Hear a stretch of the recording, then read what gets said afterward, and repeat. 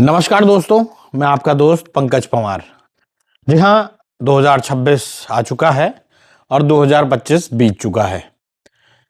इस पूरे साल भर में 2025 की मैं बात कर रहा हूं तो बहुत चीजें हुई। उसमें जैसे मेरा भी अपना व्यक्तिगत लॉस हुआ, तो प्रदेश में भी आपदाओं के मंजर देखने को मिले हैं। इस दौरान में तमाम ऐसी घटनाएं हुई हैं जो हृदय विदारक रही। चाहे देहरादून तक में आपदा के हालात रहे हों, या फिर पहाड़ी इलाकों में जिस तरीके के हालात रहे हों, चाहे धराली हो चाहे थराली हो। धराली में जिस तरीके से एक बड़ा, अगर कहा जाए तो पूरी तरीके से वॉश आउट पूरा एक गांव जैसी स्थिति हो गई, और कैसे लोगों ने वहां पर जीवन व्यतीत किया, तमाम लोग वहां पर पहुंचे और कैसा एक बड़ा रेस्क्यू जो है वहां पर किया गया। इन तमाम चीजों के बीच तमाम प्राकृतिक आपदाएं भी इस दौरान में आई, और राजनीतिक रूप से भी काफी हद तक जो है वो कहा जाए फ्रूटफुल रहा नहीं रहा, वो अलग बातें हैं। सरकारें अपने हिसाब से काम करती हैं, राजनीतिक दल अपने हिसाब से काम करते हैं। लेकिन अब क्योंकि 2026 आ चुका है और 2026 जो है वो चुनाव से पहले जो 2027 में चुनाव होने हैं उससे पहले का ये बहुत क्रूशियल साल है। इस क्रूशियल साल में उत्तराखंड के तमाम विकास से जुड़ी हुई तमाम चीज़ें होनी हैं। तो जब तमाम चीज़ें होनी हैं तो उसमें कई मुद्दों पर भी चर्चाएं इस दौरान में होनी हैं। भाई, सबसे पहले तो इस दौरान में उत्तराखंड में जो है अंकिता भंडारी का केस है। अंकिता भंडारी का जो मुद्दा है उसमें भले ही जो अगर जो मर्डर और तमाम चीज़ों में शामिल थे, जिनको कोर्ट से सज़ा हो रही है, वो अभी जेलों में हैं, वो अपनी जद्दोजहद में लगे हैं ताकि उनको जमानत मिल जाए। और जो तमाम लोग हैं वो इस जद्दोजहद में लगे हैं कि वो उनको सख्त से सख्त सज़ा हो, और पूरा प्रदेश यही मानता है कि उनको सख्त से सख्त सज़ा हो। वहीं दूसरी ओर वीआईपी की बात आ रही है। वीआईपी के उसमें कभी किसी पर वीआईपी का तमगा जड़ा जा रहा है तो कभी किसी पर, और हाल में जिस तरीके से गट्टू और इस तरीके की बातें आई हैं वो राजनीतिक उत्तराखंड की राजनीति को गरमा दिया है। अब राजनीतिक रूप से कांग्रेस को तो बैठे बैठाए मुद्दा मिला है, लेकिन कांग्रेस को भी समझना चाहिए कि केवल यही एक मुद्दा नहीं है। मुद्दा है और बहुत बड़ा मुद्दा है, लेकिन उसके अलावा उन तमाम मुद्दों को भी उनको 2027 से पहले उठाना होगा, चाहे रोजगार से जुड़े हुए हों, जल जंगल जमीन से जुड़े हुए हों, या फिर जो तमाम ऐसे मुद्दे जो उत्तराखंड की आम जनता की आवाज़, क्योंकि विपक्ष जो है वो ये कहा जाता है कि जब तक वो सत्ता में नहीं है तब तक वो जनता की आवाज़ है। सत्ता में आने के बाद तो चाहे हर पार्टी जो है वो एक ही तरीके से, ये अटल बिहारी वाजपेयी जी ने कहा था कि सबका एक ही तरीके का चलने का, और किस तरीके से चलती हैं सरकारें, वो एक ही तरीके का पैटर्न होता है। इन तमाम चीज़ों पर सबकी नज़र होगी कि क्या सरकार इस पूरे मसले पर, जैसे सीबीआई जांच की बात हो रही है, तो क्या सरकार इस पे सीबीआई जांच कराएगी। हालांकि जो कानूनी पक्ष है वो काफ़ी हद तक ये कहता है कि इसमें सीबीआई होगी नहीं होगी वो दूर की बात है, क्योंकि जितने भी इसमें कल्प्रिट थे वो जेल के अंदर हैं। वीआईपी की बात होती है तो वीआईपी के उसमें क्या कानूनी पक्ष है क्या नहीं है वो तो आने वाला वक्त बताएगा। लेकिन ये उत्तराखंड, ये पूरा उत्तराखंड मानता है कि बेटी जो अंकिता है उसके परिजनों को भी इंसाफ मिले, उसको भी इंसाफ मिले। तो हम सब उस बेटी के साथ हैं, और इन तमाम चीज़ों को देखते हुए उम्मीद की जानी चाहिए कि जल्द से जल्द जो है इन तमाम चीज़ों का पटाक्षेप हो, ताकि जो उसका परिवार हैं उनके जो घाव हैं उनमें मरहम लगे। वहीं जैसा राजनीतिक रूप से होता ही है, अब जब अंकिता का मुद्दा उठ रहा है तो बीजेपी कटघरे में है, और बीजेपी के तमाम नेताओं पर जब सवाल खड़े उठ रहे हैं तो राजनीतिक रूप से आरोप प्रत्यारोप भी हो रहे हैं, और पार्टी बीजेपी के अंदर से भी इसमें ये कहा जा रहा है कि इस मामले में सीबीआई की जांच हो जाए। तो ठीक है, वो तो सरकार को फैसला लेना है और उसके बाद सीबीआई को उसमें फैसला लेना है कि उसको इस मुद्दे को टेकअप करना है कि नहीं करना है। लेकिन मुझे लगता है कि आने वाले एक या कुछ दिनों में बीजेपी एक बड़ा फैसला ले सकती है, ताकि इस मुद्दे को जो है वो चुनाव तक तो मुझे लगता है कि बीजेपी नहीं ले जाना चाहेगी, ताकि माहौल जो है वहां तक पहुंचे। अगर किसी पे आरोप लग रहे हैं तो मुझे लगता है उनको पदों से हटाया जा सकता है, और जिस तरीके से अभी तक 2 लोगों पर वीआईपी होने के लोग शक सुबह जता रहे हैं, तो मुझे लगता है उन दोनों को ही पद से, यहाँ के पद से हो सकता है कि उत्तराखंड के पद से हटा दिया जाए, और आने वाले दिनों में इसकी घोषणा हो सकती है।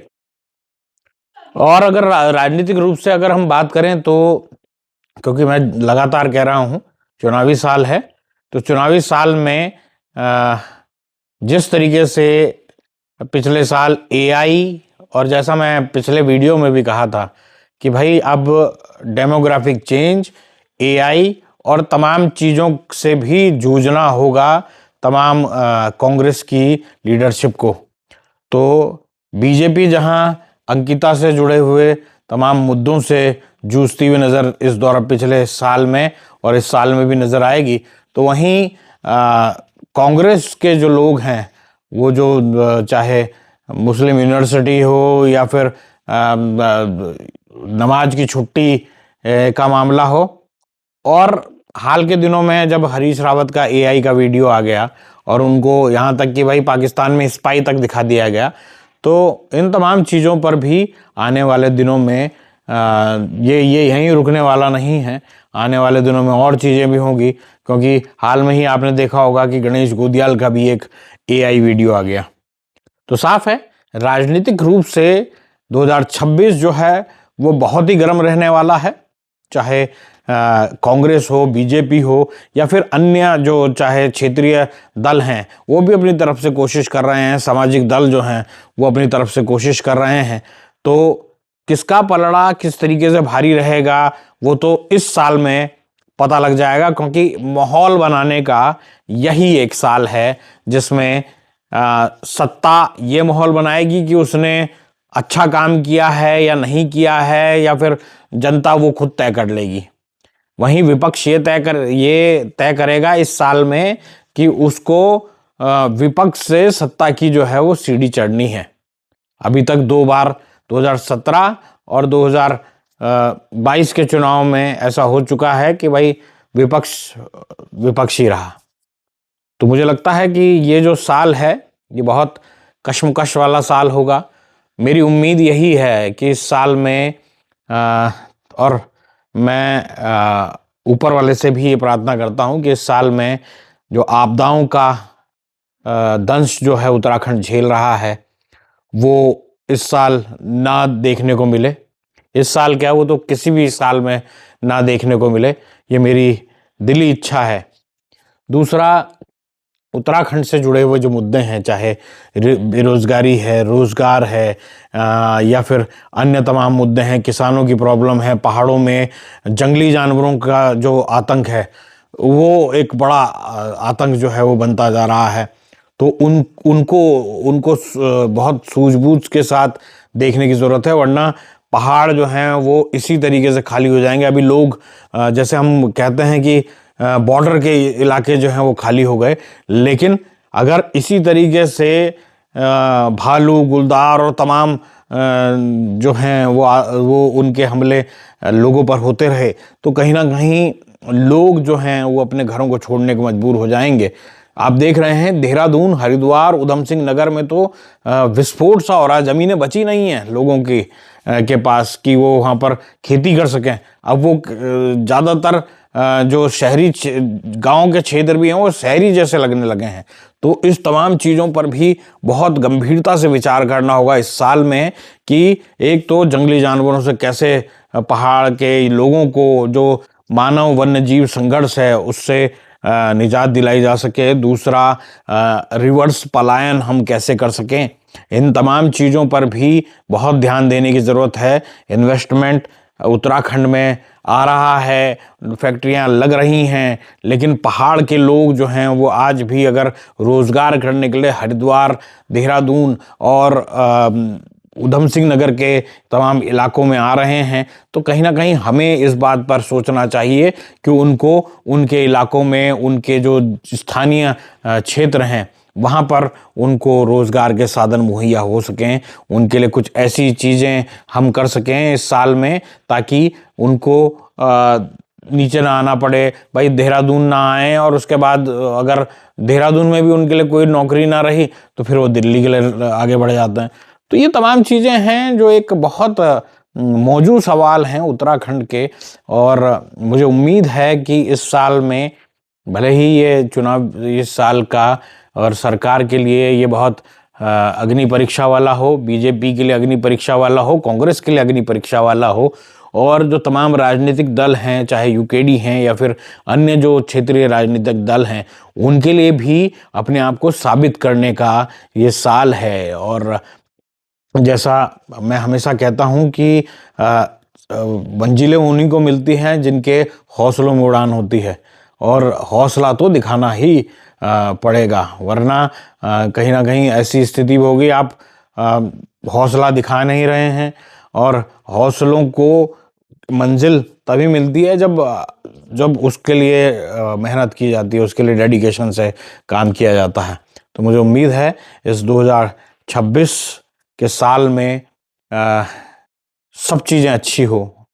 मैं मानता हूँ कि मेरे लिए भी ये साल अच्छा हो। मेरा पिछला साल बहुत बुरा बीता है और पूरे प्रदेश के तमाम लोगों के लिए 2026 जो है वो बहुत अच्छा बीते, मुझे यही उम्मीद है। और इसी उम्मीद के साथ मैं आप सबको नव वर्ष की शुभकामनाएं देना चाहता हूं।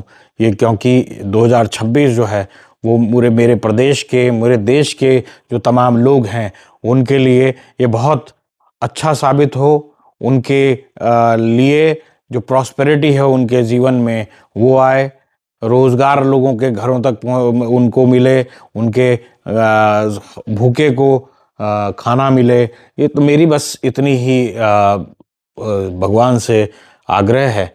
तो मिलते हैं दोस्तों अगले किसी वीडियो में। बस आप सबको हैप्पी न्यू ईयर, और अब किसी और वीडियो में आपसे मुलाकात होगी। तब तक के लिए नमस्कार।